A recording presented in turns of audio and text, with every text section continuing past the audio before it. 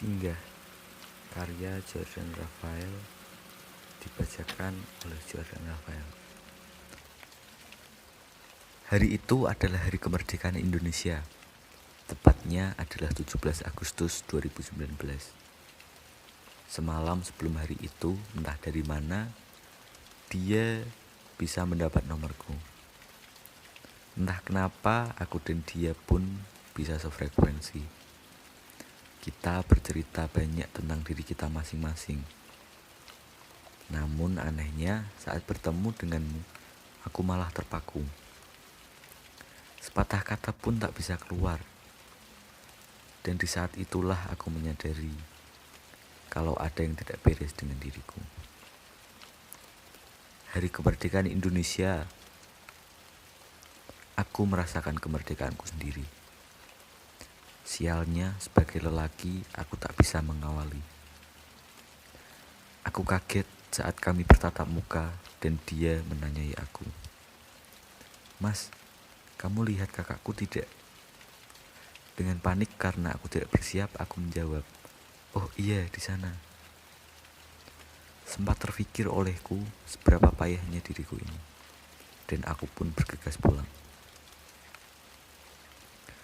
Setiap malam kita berbicara melalui telepon genggam.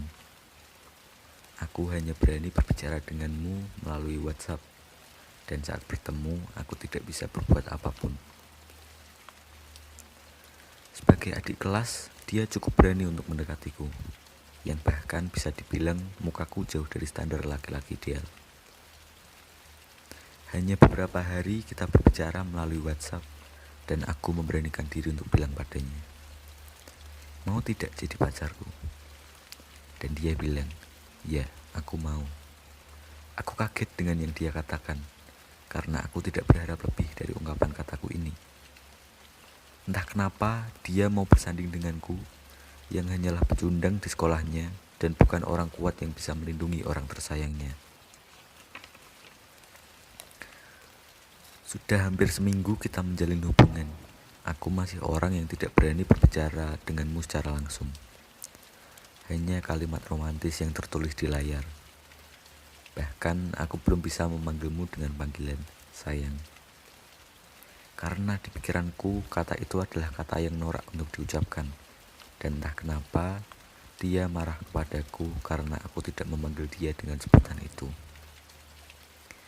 Sebagai orang yang baru menjalin hubungan, aku bingung harus berbuat apa. Benar-benar payah sebagai lelaki. Namun keesokan harinya, ternyata dia hanya berpura-pura kepadaku.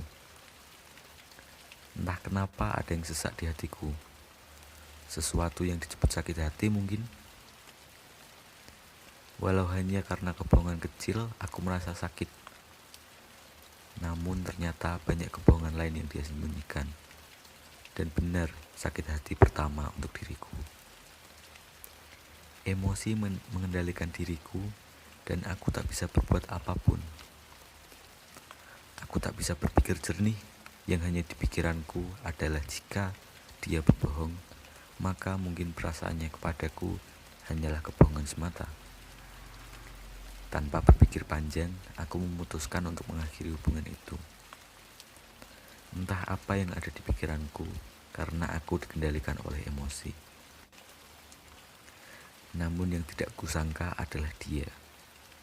Dia juga merasa hancur dan hampir berbuat yang tidak-tidak.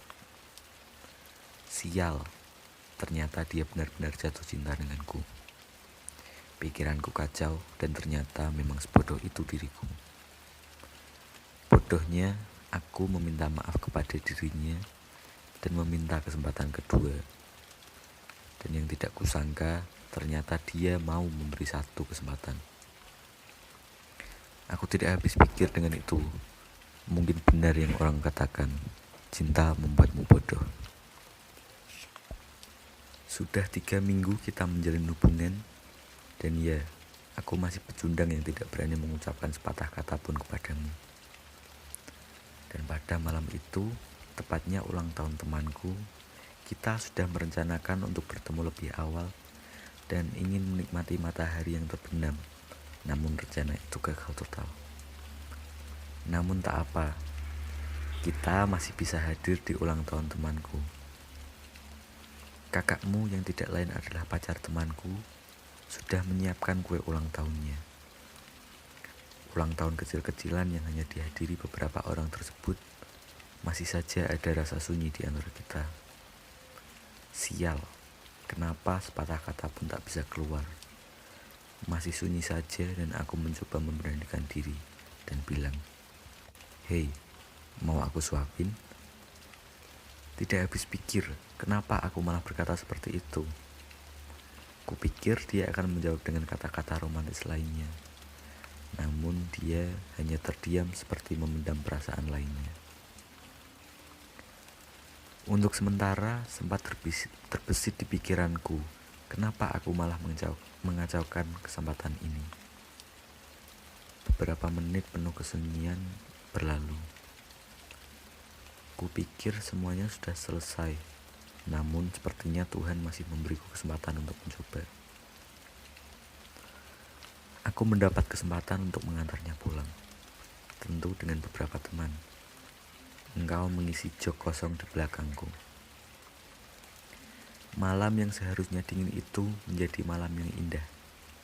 Aku tak bisa merasakan hawa dingin sedikit pun.